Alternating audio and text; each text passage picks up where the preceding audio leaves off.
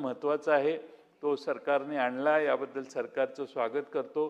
पण त्याचबरोबर cyber crime म्हणजे कुणालाही कशाही शिव्या देणे, कुठल्याही नेत्याला, कुठल्याही पर्सनॅलिटीला कॉमेंट्स अशुद्ध भाषेत, मराठी भाषेत घाणघाण कॉमेंट्स करणे, हा उद्योग फार मोठी लोकसंख्या महाराष्ट्रात आणि देशात करत असते. काही इन्सिडेंट झाला की त्याच्या खालचे कॉमेंट्स वाचा, सरळ कॉमेंटच नाहीत, म्हणजे कुणाचंही माप काढायची व्यवस्था आहे. आणि मी शिव्या देणं हे कशात बसू शकत नाही.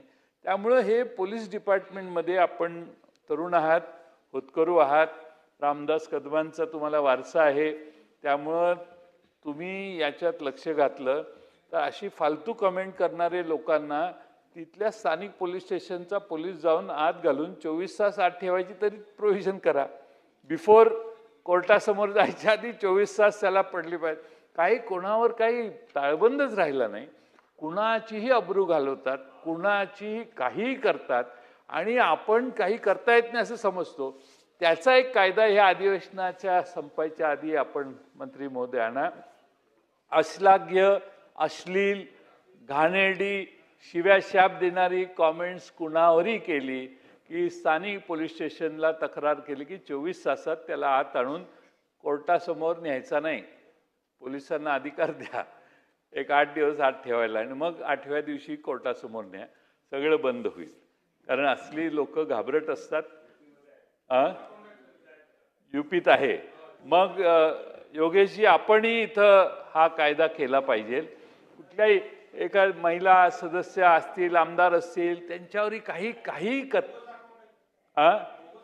बोगस अकाउंट तर हुडकून काढले पाहिजेत. आणि बोगस अकाउंटवर तुमचं सायबरचा जो कोण आहे बॉस आता मला माहित नाही. यशस्वी यादवला सांगा तू अयशस्वी आहेस, खरंच सांगा. मी आता फोन करून सांगतो यशस्वीला, अरे काय चाललंय, कोणी कुणाची माप काढतं. मुख्यमंत्र्यांचं बाकीचं जाऊ दे, मुख्यमंत्र्यांनाही काही कॉमेंट करू शकतात ही लोक.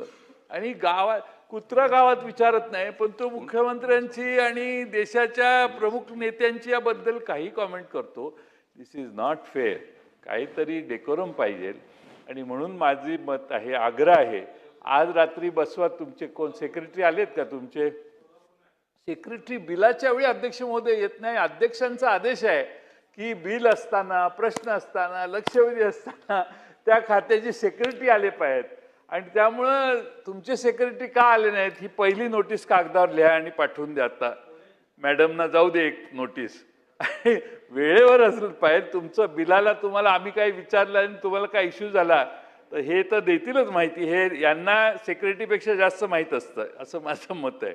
पण तरी त्यांनी हजर राहायला पाहिजे डेकोरम म्हणून.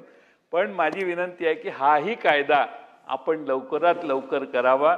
महाराष्ट्रात, देशात आपलं राज्य पहिलं आहे अशा पद्धतीचा कडक आहे. ते योगेश सागरजी म्हणतात यूपीमध्ये कायदा आहे, तसाच कायदा काय असेल तर अजून कडक कायदा इथं करावा अशी माझी विनंती आहे. या बिलावर आपण मला बोलून दिलं याबद्दल आपले धन्यवाद. सन्माननीय सदस्य